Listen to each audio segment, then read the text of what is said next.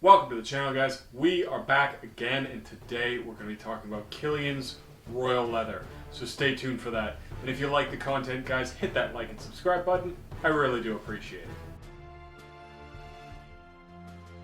So I recently picked up a decant of Kilian's Royal Leather. I've been curious about this one because I do actually really like leather fragrances, and of course I'm a huge fan of the by Kilian brand, and so I wanted to try their leather fragrance, see how it stacks up against other greats in the genre, and I was not disappointed. I will say this is definitely a more challenging Kilian fragrance, but it is one that's actually quite well blended and well composed.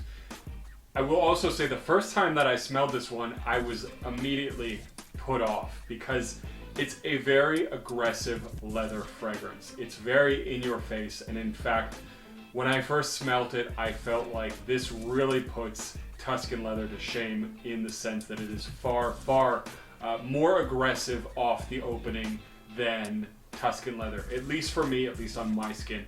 This one is an absolute powerhouse in the opening, very strong, and the leather is very in your face.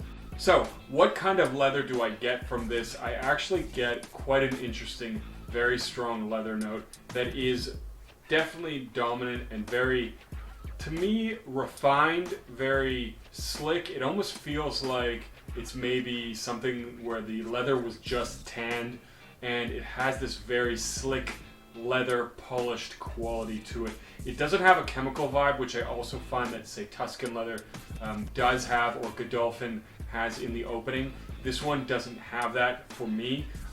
What it does have, interestingly enough, after the first 5 or so minutes, is a bit of a chocolatey vibe. I don't know if that's coming from like the patchouli or maybe the oud or something. But something in there has a little bit of a chocolatey vibe to it. And it actually works really well. It has this very nice effect that I find if you especially get past that very aggressive leather in the opening, this one turns into a really nice fragrance.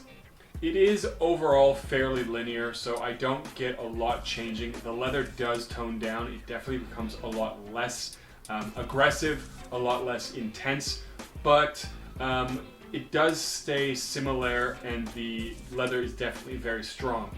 What I get more in the dry down is more of a bit of an oudiness, and it's not particularly barnyard, it's not very harsh, but it actually works well with the leather, and oud can sometimes smell leathery, so I think that works really well. It definitely has an oudy, sort of older kind of a wood smell that oud can have, and I think that gives off the impression a little bit that this does smell a little bit of a rustic leather, but the leather note itself to me is, again, still very polished and refined.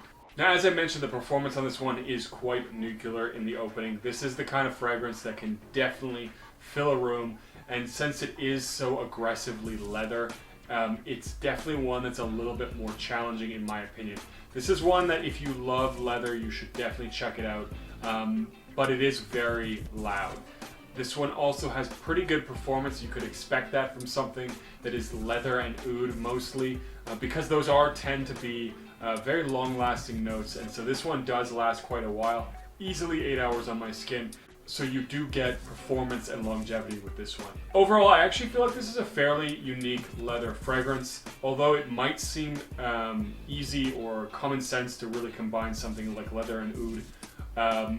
The way this is done much differently than, say, Leather Oud by Dior. It's quite a different fragrance, and the leather is quite crisp, very clean and polished and refined, and so it does set itself apart from other fragrances like Tuscan Leather. This definitely does not follow in the footsteps of Tuscan Leather, despite the fact it also being a very aggressively leather fragrance. And I do like how I'm gonna say it's the patchouli, gives it a little bit of a chocolatey vibe. This really adds a nice character to the fragrance. And so this is one that has a very nice dry down, and it does work really well. It's also one that I think you get a lot of value of. I don't see, or I couldn't see, spraying this one more than 2 times. Even that, I'm wondering if that would be too much. So of course, even this decant will last me a long time, even though it's only a 5ml.